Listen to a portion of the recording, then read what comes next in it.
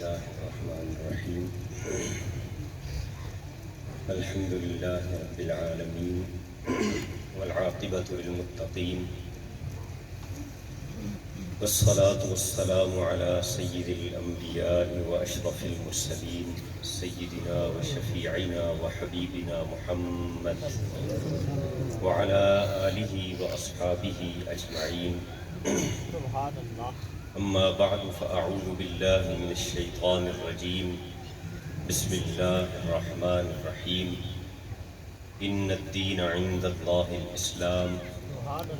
قال الله تبارك وتعالى في مقام آخر: ومن يبتغي غير الإسلام دينا فلن يقبل منه وهو في الآخرة من الخاسرين. صدق الله مولانا العظيم. صدق وبلغنا رسوله النبي الكريم الأمين. اللہ جل شانہ کی حمد و ثنا نبی کریم رؤوف الرحیم علیہ الصلاۃ والتسلیم کی بارگاہ اقدس میں مؤدبانہ ہدیہ درود و سلام عرض کرنے کے بعد اسٹیج کی زینت معزز و موقر علماء کرام، سادات اعظام، بزرگ و عزیز و دوستوں، آج کی یہ خوبصورت اور باوقار تقریب سعید ہمارے انتہائی محترم و مکرم برادر فاضل حضرت علامہ صاحبزادہ پیر سید اسد الحسن شاہ صاحب مشہدی دامت برکاتہم العالیہ کے والد محترم کے ایثار ثواب کے سلسلہ میں انعقاد پذیر ہے۔ اللہ جل شانہ کی بارگاہ اقدس میں دعا ہے خالق کریم اپنے ذکر پاک کی برکت سے حضور علیہ الصلاۃ والسلام کی ذات والا صفات کے ذکر کی برکت سے ان کے درجات کو مزید بلندیاں عطا فرمائے۔ اللہ رب العالمین اپنے جوار رحمت میں جگہ نصیب فرمائے۔ حضور سید المرسلین صلی اللہ تعالی علیہ وسلم کی شفاعت خاصہ کا حقدار بنائے۔ اس محفل میں حاضر ہونا اور خاموشی سے بیٹھ کے سننا بھی بہت بڑی سعادت مندی ہے۔ تعمیل حکم میں چند لمحات کے لیے آپ حضرات کی خدمت میں حاضر ہوا ہوں۔ جو دو چار باتیں آپ حضرات کے سامنے رکھنا چاہتا ہوں، ان کے لیے رب کریم کی بارگاہ میں دعا گو ہوں۔ اللہ جل شانہ میری زبان پہ حق جاری فرمائے۔ اللہ رب العالمین میرے الفاظ کو تاثیر کا زیور نصیب فرمائے۔ سن سنا کر مجھے بھی اور آپ سب کو بھی عمل کرنے کی سعادت سے بہرامند فرمائے۔ اللہ جل شانہ نے انگنت انعامات اور احسانات سے ہمیں نوازا ہے۔ اس میں سب سے عظیم ترین انعام یہ ہے کہ اللہ تبارک و تعالی نے ہمیں اپنا آخری اور سچا دین اسلام عطا فرمایا۔ رسول اللہ صلی اللہ تعالی علیہ وسلم کی غلامی کا شرف بخشا، آپ کی امت میں سے ہونے کا اعزاز عطا فرمایا۔ صدیاں پہلے علماء لکھ گئے: جوں بشانش نگاہ موسیٰ کرد، شدن از امتش تمنا کرد۔ حضرت موسیٰ علیہ نبینا علیہ الصلاۃ والسلام نے جب آسمانی کتابوں میں ہمارے پیارے نبی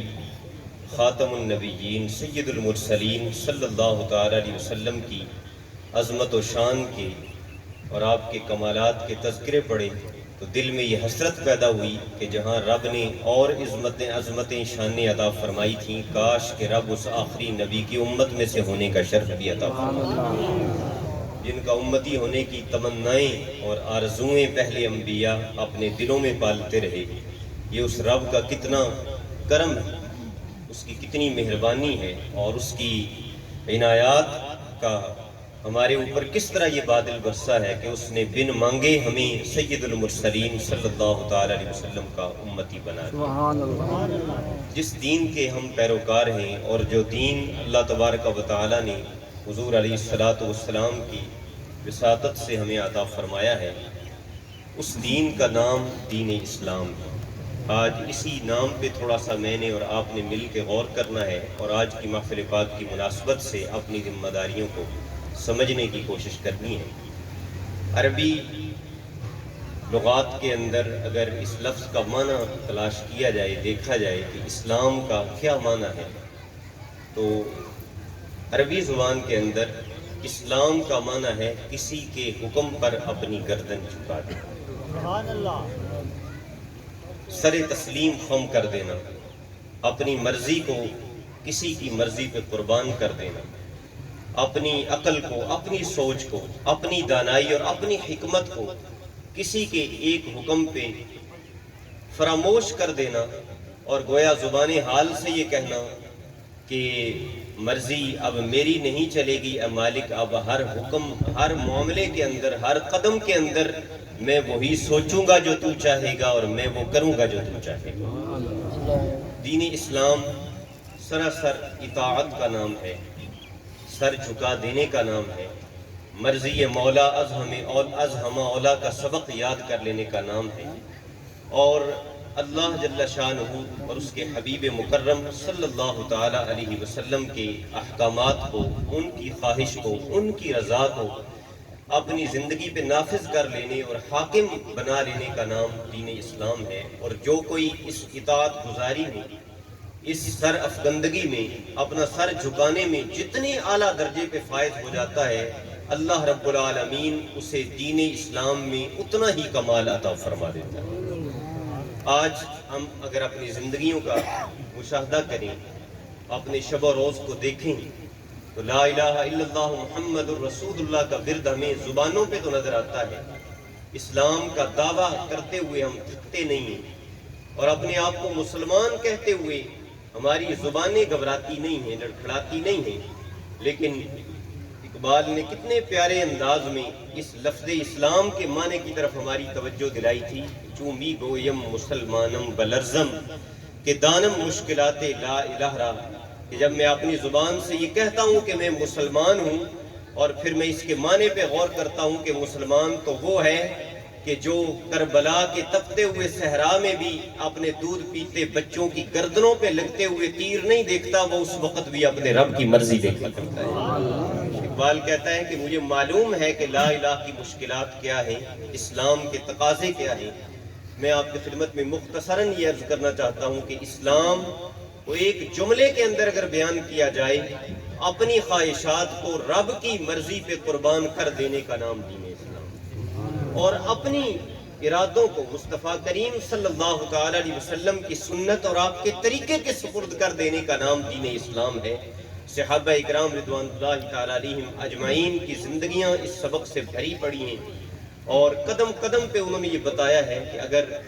دنیا اور آخرت میں کامیابی چاہتے ہو تو دنیا اور آخرت میں کامیابی کا دار و مدار ایک ہی چیز پر ہے کہ اپنا تن من دھن، اپنی خواہشات کا قبلہ، اپنی تمناؤں اور آرزوؤں کا محور ذات مصطفیٰ کو بنا لو۔ جب اپنی آرزو کو مصطفیٰ کریم علیہ السلام کی شریعت پہ قربان کر دو گے، اللہ تمہیں اسلام کی سچی چاشنی عطا فرما دے گا۔ نبی کریم رؤوف الرحیم صلی اللہ تعالی علیہ وسلم کے جلیل القدر صحابی حضرت عبداللہ بن عمر رضی اللہ تعالی عنہما کے متعلق قاضی حیاض علیہ الرحمن الشفا میں لکھا کہ انہیں ایک خاص طرز کا جوتا پہنے ہوئے دیکھا گیا، جو مدینہ طیبہ، مکہ مکرمہ اور مضافات میں اس طرز کا جوتا نہیں بنتا تھا اور عام طور پہ لوگ نہیں پہنا کرتے تھے۔ تو کسی نے سوال کیا کہ جوتے کا یہ اسٹائل جو ہے، یہ انداز، یہ اس علاقے میں تو مروج نہیں ہے، رائج نہیں ہے، تو آپ نے خاص اس طرز کا جوتا ہی کیوں پہنا ہوا ہے؟ حضرت عبداللہ بن عمر رضی اللہ تعالی عنہما نے فرمایا کہ اس لیے یہ انداز پسند ہے کہ میرے مصطفیٰ اسی طرح کا جوتا پہنا کرتے ہیں۔ حضور کے نالین مبارک کا نقشہ ایسا ہی ہوتا تھا۔ نبی رحمت صلی اللہ تعالی علیہ وسلم کا انداز یہ تھا۔ میں نے آقا کی اس ادا کو دیکھا ہے تو اپنی محبتوں کو حضور کی اداؤں پہ قربان کر دیا ہے۔ حضرت سیدنا عثمان ذی نورین رضی اللہ تعالی عنہ نے عصر کی نماز کے لیے وضو کیا، خادم لوٹا پکڑ کے وضو کروا رہا تھا۔ جب وضو مکمل ہوا، بچا ہوا پانی کھڑے ہو کر پیا، آسمان کی طرف منہ اٹھایا، کلمہ شہادت پڑھا اور مسکرائے۔ پاس جو لوگ قریب تھے انہوں نے پوچھا کہ حضور مسکرانے کی وجہ کیا ہے؟ فرمایا اسی جگہ پہ ایک دفعہ میں نے حضور کو وضو کرایا تھا، نبی کریم صلی اللہ تعالی علیہ وسلم نے وضو مکمل کیا تھا، آسمان کی طرف چہرہ انور کر کے حضور مسکرائے تھے، وجہ تو نہیں پتا، ہم تو مصطفیٰ کی اداؤں کی نقل کر رہے تھے۔ حضور کی اداؤں پہ ہم نے تو اپنے قبلے کی سمت درست کر لی ہے، نبی کریم صلی اللہ تعالی علیہ وسلم کی ہر ادا پہ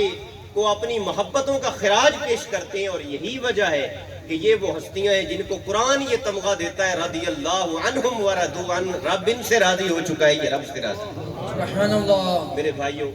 آج اگر ہم اپنی زندگیوں پہ غور کریں، اپنے گریبانوں کے اندر جھانکیں، ہم میں سے ہر ایک کو آج یہاں سے یہ دعوت فکر لے کے جانی چاہیے کہ جب مسلم ہونے کا دعویٰ ہے، اور مسلم کا مطلب یہ ہے سر تسلیم خم کر دینے، اپنی مرضی پھر اس کے سامنے نہیں ہوتی، اپنی خواہشات نہیں ہوتی، اپنے ارادے نہیں ہوتے، اپنی تمنائیں نہیں ہوتی، بلکہ اس مسلم کامل اور مومن کامل کی نظر ہر وقت محبوب کے چہرے کا طواف کرتی ہے۔ محبوب کو کیا پسند ہے، مجھے بھی وہی پسند ہونا چاہیے۔ حضرت انس رضی اللہ تعالی عنہ فرماتے ہیں کہ مدینہ منورہ کی ایک دور کے محلے میں ایک درزی رہتا تھا، حضور کی بارگاہ میں حاضر ہوا اور آ کے عرض کیا، یا رسول اللہ صلی اللہ علیہ وسلم، میرا جی بھی چاہتا ہے کہ کبھی آپ ہمارے گھر بھی جلوہ گر ہوں، ہمیں بھی خدمت کا موقع دیں اور کھانے کی دعوت قبول فرمائیں۔ رسول اللہ صلی اللہ تعالی علیہ وسلم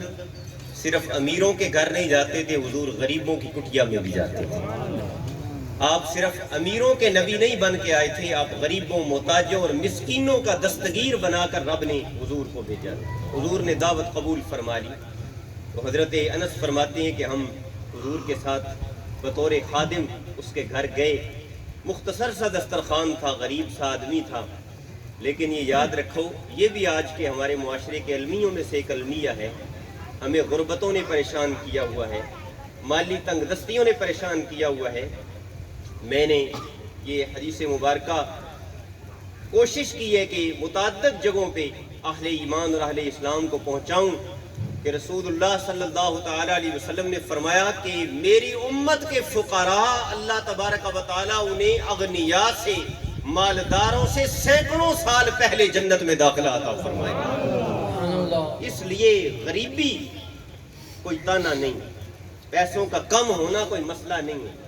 غربت کوئی مسئلہ نہیں ہے۔ ڈرنا کس چیز سے چاہیے؟ ڈرنا اس چیز سے چاہیے کہ میرے پیٹ میں لقمہ حرام نہ چلا جائے، میری اولاد کی پرورش حرام کے پانی کھانے دانے پہ نہ ہو جائے۔ رسول اللہ صلی اللہ تعالی علیہ وسلم کی خوبصورت حدیث مبارکہ، یہ بات چھڑ گئی تو اس حوالے سے عرض کر کے واپس اس حدیث پہ جاتا ہوں، اس واقعے پہ جاتا ہوں۔ حضور علیہ الصلوۃ والسلام ارشاد فرماتے ہیں کہ ایک بندہ بڑے دور دراز علاقے سے اپنی اونٹنی پہ سوار ہوتا ہے اور صحراؤں کو طے کرتا ہوا، گرد و غبار اس کے بالوں میں اور داڑھی میں پڑتا ہوا وہ آتا ہے اور صحن کعبہ میں بیت اللہ شریف کے سامنے کھڑا ہے اور ہاتھ اٹھا اٹھا کے التجائیں کر رہا ہے، دعائیں مانگ رہا ہے، لیکن حضور فرماتے ہیں کہ اللہ تبارک و تعالیٰ کی طرف سے یہ جواب آ رہا ہوتا ہے، میں تیری دعاؤں کو کیسے قبول کروں جبکہ تیرے بدن پہ جو لباس ہے یہ حرام کے پیسوں کا ہے، تو جس سواری پہ سوار ہے یہ حرام کے پیسوں سے خریدی گئی، تیرے بدن کے اندر جو خون دوڑ رہا ہے جس غذا سے بنا ہے وہ لقمہ حرام تھا، تو تیری دعا انا یستجاب لہ، حضور فرماتے اس کی دعا کیسے قبول کر لی جائے۔ تو غربت کوئی تانا نہیں ہے، غربت کوئی مسئلہ نہیں ہے، مال و دولت کا کم ہونا کوئی پریشانی کی بات نہیں ہے، اصل پریشانی یہ ہے کہ انسان حلال اور حرام میں تمیز بھول جائے۔ نبی کریم صلی اللہ تعالی علیہ وسلم نے تو یہاں تک فرما دیا کہ اللہ تبارک و تعالی نے جس کو 3 چیزیں عطا فرما دی وہ دنیا و آخرت میں کامیاب ہو، کامیابی کا تمغہ اس نے اپنے سینے پہ سجا لیا۔ وہ 3 چیزیں کیا ہیں؟ فرمایا قد افلح من اسلم ورزق کفافا وقنعہ اللہ بما آتا، جس کو اسلام کی دولت مل گئی ہے، جسے اللہ نے اتنا رزق دے دیا ہے کہ 2 ٹائم کی روٹی چل رہی ہے، چولہا جل جاتا ہے گھر میں، لمبے چوڑے دسترخوان نہیں سجے ہوئے، اور تیسری چیز کیا ہے؟ وَقَنَّعَهُ اللَّهُ بِمَا آتَاهُ، اللہ نے اس کے دل کو تھوڑے رزق پہ مطمئن بھی فرما دیا، وہ پانی کے ساتھ ہی روٹی کھا کے اللہ کا شکر ادا کرتا ہے، دل میں کوئی اس کے ہوس نہیں ہے زیادہ کے لیے، لالچ نہیں۔ واپس چلتے ہیں، حضرت انس فرماتے ہیں کہ ہم گئے، سادہ سا دسترخوان تھا، بیٹھ گئے، کچھ روٹیاں تھیں اور سالن تھا شوربے والا جس میں کدو شریف کے ٹکڑے تھے، حضرت انس فرماتے ہیں کہ نبی کریم علیہ السلام کو میں نے دیکھا کہ آپ کی انگلی مبارک اس پیالے میں گردش کر رہی تھی اور آپ کدو کے ٹکڑے تلاش کر کر کے کھا رہے تھے۔ یہ ہے اسلام، اپنا سر جھکا دینا، اپنی خواہشات کی قربانی۔ میرے استاد گرامی اشرف العلماء شیخ الحدیث و تفسیر غزالی زمان علیہ رحمت والرضوان کا یہ جملہ آج بھی میرے کانوں میں گونجتا ہے، جو دوران سبق بھی استاد ارشاد فرماتے اور تقاریر میں بھی فرمایا کرتے کہ صحابہ کرام نے حضور سے جو رشتہ محبت استوار کیا تھا وہ کتنا مضبوط تھا کہ جن کاموں میں اتباع کا حضور نے حکم نہیں بھی دیا تھا، صحابہ ان کاموں میں بھی حضور کی اتباع فرمایا۔ حالانکہ حضور نے یہ تو کوئی نہیں فرمایا تھا کہ جو چیز مجھے پسند ہے، اپنی یہ تو تبھی مسائل ہوتے ہیں نا، کسی کو سبزی پسند ہے، کسی کو گوشت پسند ہے، کسی کو پھل پسند ہے، سبزیوں میں سے بھی پھر اپنی اپنی پسند ہوتی ہے۔ لیکن قربان جائے صحابہ کرام کے اس جذبہ وارفتگی پر، اور اسلام کا جو مفہوم اللہ نے ان کے دلوں میں اتارا تھا کہ ان کے دل کی دھڑکن بھی یہ کہتی تھی کہ جب کلمہ مصطفیٰ کا پڑا ہے تو پھر سبزیوں میں سبزی بھی وہی پسند ہوگی جو مصطفیٰ کو پسند ہے، لباس میں لباس بھی وہ پسند ہوگا جو مصطفیٰ کو پسند ہے، پھر جوتے کا انداز بھی وہی پسند ہوگا جو مصطفیٰ کریم صلی اللہ تعالی علیہ وسلم کو پسند ہے۔ میں اگر اسی پہ بات کرتا چلوں تو کئی واقعات اور کئی صحابہ کی عشق بری داستانیں سامنے آئیں گی، لیکن میں جو پیغام فکر دے کے آپ کو یہاں سے جانا چاہتا ہوں کہ صحابہ تو حضور کو کدو کھاتے دیکھے تو حضرت انس فرمائے کہ اس کے بعد زندگی بھر سبزیوں میں سب سے زیادہ پیار مجھے جس سبزی سے ہے وہ کدو والی سبزی ہے۔ میں آپ سے اور اپنے آپ سے بھی اور آپ سے بھی یہ سوال سامنے رکھتا ہوں کہ صحابہ تو جوتے کے سٹائل میں بھی، انداز میں بھی، اور سبزیوں میں سے سبزی کا انتخاب کرتے ہوئے بھی، اور وضو کے بعد مسکرانے میں بھی، اور یہی حضرت عبداللہ بن عمر جن کا پہلے ذکر کیا حج کے لیے جا رہے ہیں مدینہ سے مکہ، تو ایک جگہ پر اپنی سواری کو ایک درخت کے ارد گرد گھماتے ہیں۔ پوچھنے والا پوچھتا ہے کیوں گھما رہے ہیں؟ فرمایا جب حضور کے ساتھ حجۃ الوداع پہ جا رہے تھے حضور نے اپنی سواری کو گھمایا۔ جگہ تلاش کر کر کے نماز پڑھتے ہیں، پوچھا جاتا ہے نماز ہی پڑھنی ہے کہیں بھی پڑھ لیں؟ تو کہا جن جگہوں پہ حضور نے حجۃ الوداع میں نمازیں پڑھی تھی وہ جگہ بھی میں نے اپنے دل میں اور دماغ میں محفوظ کر لی ہیں، دل چاہتا ہے سجدہ تو رب کو کرنا ہے ان جگہوں پہ کروں جہاں حضور نے کیا۔ یہ واقعات تو انگنت ہیں، لیکن میں آپ سے یہ سوال کرنا چاہتا ہوں ان ساری باتوں میں تو حضور نے اپنی اتباع کا پابند تو نہیں نہ بنایا۔ سبزی اپنی طبی پسند ہے، اپنی طبیعت کا معاملہ ہے، کسی کو کوئی پسند کسی کو کوئی پسند، غذائیں پسند ہیں۔ لباس کا مقصد سطر ڈھانپنا ہے اور ایک بنیادی اصول دے دیے شریعت نے آگے، اس پہ جو بھی معاملات ہوں سطر ڈھانپا ہوا ہے اور بنیادی اصول پورے ہیں تو جس طرح کا بھی ہو، بندے کی اپنی پسند ہے۔ تو وہ تو ان چیزوں میں بھی کمپرومائز نہیں کرتے تھے، وہ ان چیزوں میں بھی کہتے تھے کہ جب بازار مصطفیٰ میں سودا کر لیا ہے تو سانس سانس مصطفیٰ کے عشق میں گدی ہوئی باہر آئے گی۔ لیکن آج ہم سوچیں کہ آج فرائض اور واجبات کے اندر اتباع مصطفیٰ کے حوالے سے ہماری کیفیت کیا ہے؟ وہ نماز کہ جس کے بارے میں رسول اللہ صلی اللہ تعالی علیہ وسلم جب سفر سے واپس تشریف لاتے، تھکے ہوئے ہوتے، بدن چور چور ہوتا تھکاوٹ سے، تو حضرت بلال حبشی رضی اللہ تعالی عنہ کو حکم ہوتا کہ اے بلال ذرا اذان دو نا، رب کا نام کانوں میں پڑے گا تو ہمارے دلوں اور جسموں کو راحت پہنچے۔ ایک صحابی فرماتے ہیں رات کے کسی وقت میں مسجد شریف سے نکلا، نبی کریم صلی اللہ تعالی علیہ وسلم مسجد کے کونے میں کھڑے ہیں، ہاتھ باندھے ہوئے ہیں اور نماز میں اللہ رب العالمین کے کلام مقدس کی آیہ مبارکہ تلاوت فرما رہے ہیں، ان تعذبہم فإنہم عبادک وإن تغفر لہم فإنک انت العزیز الحکیم۔ یا اللہ اگر تو ان کو عذاب دے تو یہ تیرے بندے، تو ان کا رب، تیری مرضی، تو اختیارات والا، طاقت اور قدرت والا، اور اگر تو ان پر رحم فرما دے، ان کو معاف فرما دے تو تو غفور الرحیم ہے، بخشنے والا ہے۔ فرماتے ہیں مسجد سے چلا گیا،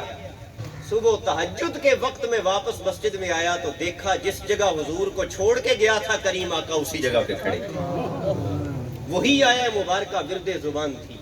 اسی طرح نماز کے اندر مشغول تھے۔ حضرت ام المومنین رضی اللہ تعالی عنہ فرماتی ہیں کہ کان لصدر رسول اللہ صلی اللہ تعالی علیہ وسلم عزیز کا عزیز المرجل۔ حضور جب نماز پڑھا کرتے گھر کے اندر نماز تہجد اور سر سجدے میں ہوتا اور اللہ کے حضور التجائیں کر رہے ہوتے تو حضور کے سینہ اطہر سے اس طرح ابلنے کی آواز آتی جس طرح ہنڈیا چولہے پہ چڑھی ہوئی ہو تو اس سے ابلنے کی آوازیں آتی۔ یہ کیفیت ہوتی اللہ رب العالمین کے حضور گڑ گڑانے کی، التجائیں کرنے کی، اللہ کے حضور اپنی امت کی بخشش کی اور معافی کی درخواستیں پیش کرنے کی۔ تو وہ تو معصوم ہو کر اور گناہوں سے پاک ہو کر اتنا قیام کریں کہ پنڈلیاں مبارک سوج جائے، پاؤں مبارک میں ورم آ جائے۔ رب کریم یہ حکم دے کہ محبوب تھوڑی دیر کے لیے رات کو آرام بھی فرما لیا کرو، کچھ دیر کے لیے اپنے بدن اقدس کو راحت بھی پہنچا لیا کرو، اور امتی وہ ہو کہ دعویٰ یہ ہو کہ غلامی رسول میں موت بھی قبول ہے اور تہجد تو درکنار، فرائض کی پابندی کی توفیق بھی ہے۔ تو پھر ان الدین عند اللہ الاسلام کا معاملہ کہاں گیا؟ رب فرماتا ہے دین اللہ کے نزدیک اگر کوئی قابل قبول ہے تو وہ دین اسلام ہے، اور اس اسلام کے سوا اگر کوئی لے کر آئے گا تو ہرگز قبول نہیں کیا جائے گا۔ عزیزان محترم، زندگی کا دورانیہ جتنا بھی لمبا ہو جائے آخر ایک دن یہ ڈور ٹوٹنی ہے، رب کریم کی بارگاہ میں حاضر ہونا ہے۔ سب سے کامیاب ترین شخص وہ نہیں جس کے نیچے بڑی مہنگی گاڑی ہو، جس کے پاس بڑی قیمتی کوٹھی ہو، جس کے پاس بینک میں 7 نسلوں کے کھانے کے لیے پیسے ہوں، اور جس کی زمینوں اور جائیدادوں کا حساب کرنے سے لوگ عاجز آ جائیں۔ کامیاب وہ ہے، اللہ فرماتا ہے وَأَمَّا مَنْ خَافَ مَقَامَ رَبِّهِ وَنَهَى النَّفْسَ عَنِ الْهَوَىٰ فَإِنَّ الْجَنَّةَ هِيَ الْمَأْوَىٰ، جو رب کے حضور کھڑا ہونے سے ڈر گیا اور اپنے نفس کو خواہشات سے بچا لیا، اللہ فرماتا ہے ہم اس کو جنت کا ٹھکانہ عطا فرمائیں گے۔ آئیے آج یہ عہد کر لیں، اپنی مرضی کو حضور کی مرضی پہ قربان کریں، ان کی مرضی کے مطابق جینا سیکھیں گے۔ جب ان کی مرضی کے مطابق جئیں گے نا تو پھر یقین کریں پھر موت بھی ایسی آئے گی کہ جو قابل رشک موت بن جائے گی۔ پھر نبی رحمت شفیع امت صلی اللہ تعالی علیہ وسلم کی روح اقدس ممکن ہے کہ اس خوش نصیب امتی کے استقبال کے لیے تشریف لے آئے، اور نبی کریم علیہ السلام اپنی آغوش رحمت میں قبر کے اندر اس امتی کا استقبال فرمانے کے لیے جلوہ گر ہو جائیں۔ اپنے گھروں میں نماز کا معمول بنائیں، اپنی اولادوں کو، اہل و عیال کو نماز کا پابند بنائیں، قرآن مجید کے ساتھ اپنا تعلق قائم کریں۔ میں نے اس معاشرے کا جو مطالعہ کیا تو حضور کی وہ حدیث مبارکہ مجھے لفظ بلفظ اور حرف بحرف سچی ہوتی دکھائی دی۔ علماء تشریف فرمائے، میں ایک ادنا سا طالب علم ہوں، بڑی جسارت کر رہا ہوں اتنی حدیث مبارکہ اور ان پہ اس طرح آزادانہ کلام کرنا۔ میں حقیقت ہے کہ میرا دل دھڑک رہا ہے کہ ان اہل علم کی موجودگی میں پتہ نہیں کس بات پہ میری گرفتی نہ ہو جائے۔ تو حضور علیہ السلام کی درجنوں احادیث مبارکہ کا لب لباب جو آج مجھے اس معاشرے میں ہر گھر کے اندر الا ماشاء اللہ، سوائے ان کے جن کی تربیت کسی پاکیزہ گود کے اندر،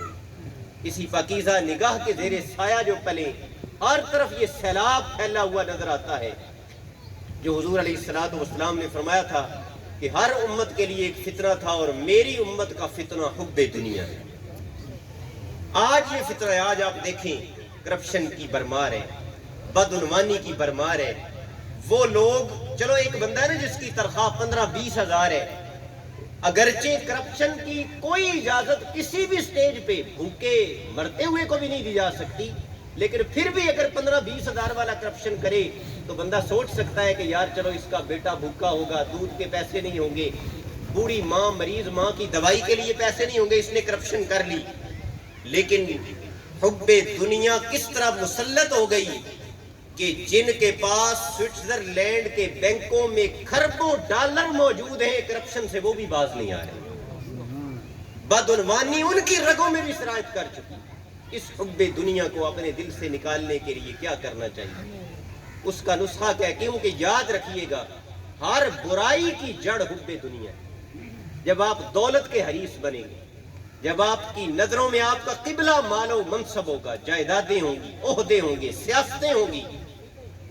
تو پھر اللہ تعالیٰ فرماتا ہے نا ما جعل اللہ لرجل من قلبین فی جوفی، اللہ نے کسی بھی سینے میں 2 دل تو رکھے نہیں، دل ایک ہی ہے، اور دل کا سودا بھی ایک دفعہ ہی ہونا ہے، یا دل کسی سیاسی پارٹی کو دے دو یا دل مصطفیٰ کے قدموں پہ آگے رکھو، یا دل میں دولت کی हवस की शम्मा रोशन कर लो और या अपने दिल का किबला गुंबद खजरा को बना लो। एक ही सौदा हो सकता है, दो तो नहीं हो सकते। तो फिर अगर हवस से दुनिया में मुब्तला होगी तो फिर कदम ला मुहल्ला दिल में जो होगा आज़ाब वही उसी के असरात होंगे ना। तो दिल में हवस से दुनिया होगी तो फिर ज़ख़ीरा अंदोज़ी करते हुए हया नहीं आएगी, किसी गरीब का खून चूसते हुए डर नहीं लगेगा, किसी बेवा की ज़मीन पे कब्जा करते हुए दिल घबराएगा नहीं, आखिरत का खौफ नहीं आएगा। और अगर दिल का सौदा बाजार मुस्तफ़ा में कर दिया है तो फिर सूरत हाल ये होगी कि अगर करोड़ों रुपया भी सड़क पे पड़ा हुआ किसी का मिलेगा तो उसे उठा के उस वक्त तक दिल को करार नहीं आएगा जब तक उसके मालिक के हाथ में नहीं पहुंचा दिया जाए। नुस्खा क्या है? हुब्बे दुनिया, जिसे सूफिया ने भी कहा कि हर मुसीबत की और हर बुराई की जड़ है, और कुरान भी यही कहता है, हुजूर की हदीसें भी यही फरमाती हैं। इस हुब्बे दुनिया को दिल से निकालने के लिए नुस्खा क्या है? आखिरी एक दो बातें अर्ज करके गुफ्तगू खत्म कर रहा हूँ। मेरे बाद अजिल्ला उलमाए किराम और मुझसे हर एतबार से सीनियर मुफ्तियान इकराम यहाँ तशरीफ़ फरमा है, उनकी गुफ्तगू से आप हज़रात ने अपनी समातों को मुअत्तर करना है। हुज़ूर अलैहिस्सलातु वस्सलाम ने फरमाया अक्सिरू ज़िक्रा हादिमिल लज़्ज़ात अल मौत। फरमाया अगर दुनिया की लज्जतों से किनारा कश होना चाहते हो, अगर हुब्बे दुनिया का ये जो गुबार छाया हुआ है दिलों के ऊपर, इस गुबार को हटाना चाहते हो तो हुजूर ने फरमाया उसका एक ही नुस्खा है, कसरत से उठते बैठते चलते फिरते अपनी मौत का कसरत से तज़किरा किया करो। मौत को याद किया करो कि मैं करोड़पति भी हूँ, अरबपति भी हूँ, तो क्या वो अरबों रुपया मुझे मौत से बचा लेगा? कल परसों में पढ़ रहा था कि हमारे साबिक वजीर आजम साहब जो आजकल लंदन में, जब उनकी बीवी फौत हुई, बीवी के फौत होने से 3 दिन पहले वो इंसान जितना भी जैसा भी हो, आखिर दिलों के कुछ ना कुछ तो फिर वो अल्लाह ताला ने नफ्सियाती राबते भी रखे हुए, फिर बीवी के साथ जो खामन का एक सिलसिला होता है। तो ये एक कॉलमिस्ट है बड़े अच्छे, तो उन्होंने ये बात लिखी और तहकीक से लिखी, उस जेलर से उनको ये मालूमात मिली कि 3 दिन पहले वो जब जेल में थे तो उन्होंने जेलर से कहा कि मेरा दिल कह रहा है कि कोई सानिया होने वाला है, मैं एक दफ़ा अपनी बीवी से फ़ोन पे बात करना चाहता हूँ। तो वो जेलर कहता है मैंने कहा कि आपका जो कोटा था जितनी कालें करने का हफ्ते का वो ख़त्म हो चुका है और अब तो अगले हफ्ते में ही बात हो सकती है। तो उसने कहा कि तुम अपने फ़ोन से ही मेरी 1 मिनट के लिए बात करवा दो, तो मैं खैरियत सिर्फ मालूम करूँगा, तुम्हारे सामने बात करूँगा, कोई ऐसी खुफिया बात नहीं होगी। तो वो कहता है कि उसके 3 दिन के बाद जब ये खबर आई कि वज़ीर आज़म साहब की बीवी फौत हो गई हैं, तो वो कहता है कि मुझे वो 3 दिन पहले वाला उसका चेहरा मेरी आंखों के सामने, और उसकी वो मिन्नतें और जारियां जो वो कर रहा था बात करने के लिए मेरी आंखों के सामने आ गई, और मेरी आंखों में भी आंसू आ गए कि यार चलो जैसा भी सही, क्या इस पैसे ने इसकी बीवी को मौत से बचा लिया? आखिरी वक्त में तो वो लम्हे ऐसे होते हैं कि जब हर एक की ख्वाहिश होती है कि कोई प्यारा जा रहा हो तो कम अज कम उसके सराहने तो बंदा खड़ा हो, उसके पास तो मौजूद हो। अक्सरू ज़िक्र हाज़िमिल लज़्ज़ात, हुज़ूर ने फरमाया कि लज्जतों को तोड़ देने वाली, ख़त्म कर देने वाली चीज़ मौत का तज़किरा करो। इन महाफिल में आने का एक बहुत बड़ा मकसद जहाँ इसाले सवाब है, वहीं एक मकसद ये भी है कि हम आखिरत के लिए अपने आप को तैयार करें,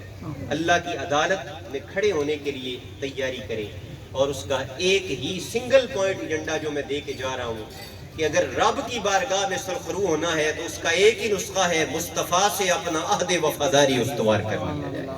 हुजूर की रज़ा पे, उनकी मर्जी पे, उनकी सुन्नत पे, उनके तरीके पे अपनी सब कुछ को कुर्बान कर देंगे, हुजूर से अपना अहद वफादारी निभाते हुए ज़िंदगी गुजारेंगे तो हुजूर राज़ी हो गए, तो हुजूर की रज़ा पे रब भी राज़ी हो जाएगा। अल्लाह रब्बुल आलमीन